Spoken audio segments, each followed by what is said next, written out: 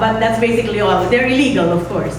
And it's like, you know, you guys remember Blockbuster? The video store? There's something in the back, behind the curtain. You know that, right? Oh, just me? Brian knows it. But anyway, you know, there's always something that's authentic when it's hidden or something. I remember going to Bangkok. And so I said, I want to taste this boat noodles. And so I would go to I was going walking around, and I asked the guy, the people at the front desk of my hotel, and I said, where do I get the best boat noodles? And they're like, boat noodles? Well, you could just go, like, you know, beside the hotel. If you turn right, there's a bunch of restaurants there, they serve boat noodles. And I'm going, but there's a reason they call it boat noodles. Must be by the boats, right? But I'm where I was staying, I wasn't by the boat. So I actually looked for it, I researched it, and I actually went to the part where there are boats. And there it is, the boat noodles, where you can get a very delicious bowl of boat noodles for 30 cents, American cents. And so I was happy because I probably had 15 bowls that day. And so it's nice to walk around, you know, whenever you travel. You always want to go off the beaten path. When it comes to seeing places, you don't want to go where all the tourists go. I have background music over here. And then, or, you know, you want to see, you want to go to something that to be as authentic as possible, because there is something about being authentic. And it's difficult to find authenticity in our own lives. As a boss, some of you are bosses, Some of you are, many of you are parents, or even as a member of Vessels of Hope, as a pastor, as a leader, as a teacher. We need to be as authentic as someone like Jada. Because I remember last Sunday, I don't know if you guys saw that, we were saying happy birthday, oh now she hears me. We were saying happy birthday to Rafa, and she shot a look to Neris and Lovely and said, I am not pleased that you are not singing happy birthday to me, kind of look. And so that's how authentic Jada is. She will tell you exactly how she feels. And to continue that story, last Sunday, we also sang happy birthday to Jada, even though her birthday is 5 months away, 6 months away or something. We value authenticity in our lives. We like to make sure that our coach bags have certificates on the side, right? The certificate in the pocket. Or back in the days when the Windows operating software license can be duplicated, and I made the mistake of buying a cheap one and not the authentic one, and it ruined my whole computer. I remember that. There's a need to be authentic. Pastor Rick Warren believes, I was reading one of his articles, and he believes that there are two great confessions in the Bible. The first one is the great confession of Peter, found in Matthew chapter 16, when Jesus said, "Who do you say I am?" He asked first, who do people say I am? And so, they're like, you are this, okay, whatever. Never mind that, in a way. And Jesus said, well, who do you say I am? And Peter, in that great confession, said what? That's right. You are the Messiah, the Son of the living God. And every time, every time I read that part of the Bible, or remember that even, it gives me goosebumps when I come across those words, because it's almost challenging, and I ask myself, would you say the same thing? If somebody says, who do you think God is? Would you say, who do you think Jesus is? Would you have that moment and say, you are the Messiah. You are the Son of the living God. Now, Pastor Rick said, well, there's another one that was made by Barnabas and Paul. And this one is found in Acts chapter 14, 15. And this is what their confession is. Why are you looking at us? We are just merely human beings or normal people like you are. And Pastor Rick writes he knows many pastors who are going to be very good in saying, you are God, you are Son of the living God, you are the Messiah, you are Christ, but are going to be very hesitant to say the second confession. Which is, what are you guys saying? I'm just like you. Pastors don't say that. Because we're supposed to be good. We're supposed to be better. We're supposed to be strong. We're supposed to be, we're not have any weaknesses, especially when we discuss spiritual topics. We should do that. Or when we share enlightened opinions on the Word of God. We continuously downplay our weaknesses, our imperfections, because we like to pretend, or at least hide, the not so good parts about ourselves. And that's when we are not being authentic about who we are. And maybe authentic is not the word. Maybe we're not being honest of who we are. And by the way, you don't have to be a pastor, a leader, a teacher to hide your weaknesses. As a head of a family, those of you who are heads of your families, you always want to show what? You want to show strength. As a boss or a manager or supervisor, you have to do the same. You have to show, that you are good, that you are strength, and all that. We don't like being vulnerable because it's always risky. It is, especially at work. Every day I walk in and out of prison, and there should not be any sign of weakness, physical weakness, and vulnerability on my part, because that is very risky when you work in prison. I cannot show that my knee is hurting. So I really play that off really well.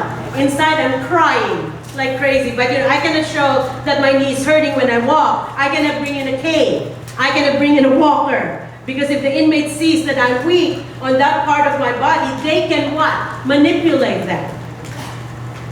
They might run over me and hit me from the back, whatever. A teacher was telling me, a teacher from inside was telling me that he told his class he is hard of hearing on the right ear. And I was telling him, don't ever tell them your weaknesses. Don't ever tell them what you're not good at. Well, because guess what? What the inmates now the inmates were saying different things when his right ear is turned toward them. They can manipulate that. And when they see the weakness, they can use that. We need to be real to be healthy.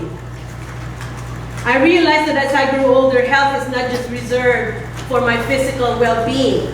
I mean, when I grew older, now I'm thinking more of my emotional well-being. I'm thinking more about my psychological well-being, even though that is so taboo, especially in the Filipino culture. We don't want to talk about, someone going psycho. We want to talk about someone who has mental illness. We don't want to talk about, especially Christians. We don't want to talk about depression because it shows our weakness. Why would you be depressed? You're a Christian. You have eternal life. I cannot be depressed. You cannot be depressed.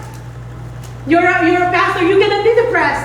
You cannot have any mental illness. You cannot have any weaknesses in your psychological and emotional world.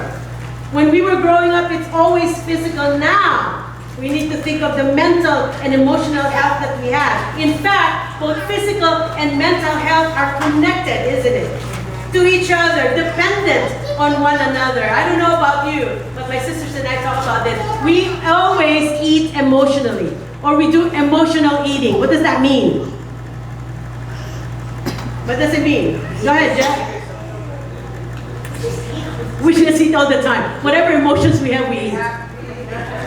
If you're feeling down, you tend to eat it off. When you're happy, you tend to eat it off. So, whatever it is, it's an emotional kind of eating. It doesn't matter if you're hungry or not. That's what it is. It doesn't matter if your body needs it. But if your mind needs it, if you're feeling down, if you're feeling up, whatever it is, you tend to eat more than what you're supposed to do. Why is there a need to be real? Why is there a need to be authentic? Why do we need to be honest about our own humanity and weaknesses? Exactly what Paul and Barnabas said. Because wearing a mask and continuing to do so is never healthy. It is a fact that being out of touch with reality is actually a mental illness. It is a fact that being out of touch with reality is a mental illness. Going back to working in prison, this is exactly how and why those who work in corrections are highly stressed. Highly stressed. Why? Because it takes an enormous amount of energy and effort to hide your weakness.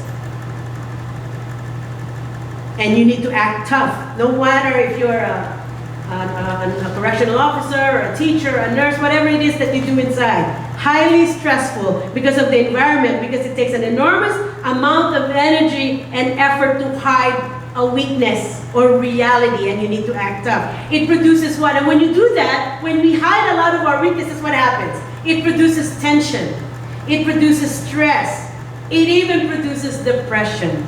Being vulnerable, however, being vulnerable and actually showing that is liberating. Look at what James said in James chapter 5, verse 16. Do I have it up there? James chapter 5, verse 16. But what? He gives us more grace. That is why Scripture says God opposes the proud, but gives grace to the humble. Because God doesn't like pride. James 4:6. If you kind of back up a little bit. Stay there. We're still in 5:6. He gives you grace when you're humble. He gives me grace when I'm humble. We make the mistake that humility equals this, allowing ourselves to be welcome mats. What are welcome mats? Those of you who are welcome mats. People step on it, and what do? They don't just step on it. What do? They're white, whatever is under their feet or under their shoes. And it's the worst thing. Whatever's under your shoes is the worst thing, it's the dirtiest thing. And it will give you a lot of sicknesses. But we always think that humility equals allowing ourselves to be welcome mats. And people can just walk all over us. Humility is being honest about our weakness. And when we are humble, He empowers us by His grace. Only when we're humble, He empowers us by His grace and also draws us closer to God's people. When we are authentic, people gravitate towards us. Do you see that? When we are authentic, people gravitate towards us. Vulnerability, honesty with our feelings, sharing our pain, it creates better fellowship. Small groups tend to do that. Small churches tend to do that because we kind of get to know each other because we are small. There's not very many of us there. And so authenticity pushes us to a better relationship. Authenticity pushes us to a better fellowship. And you're never going to get that in a large group. You're never going to get that in a large church. But you get that here. Authenticity also enhances our leadership. Not just in church, but in the home, at work. 1 Corinthians chapter 11, verse 1. What is Paul saying there? I'll give you time, but it's going to be up there already. 1 Corinthians chapter 11, verse 1. Follow my example, Paul said. He's not done yet, as I follow the example of Christ. Do you think Paul is being arrogant? Because the first part, maybe if we stop right there, maybe he's being arrogant. Maybe he sounds arrogant. Follow my example, people.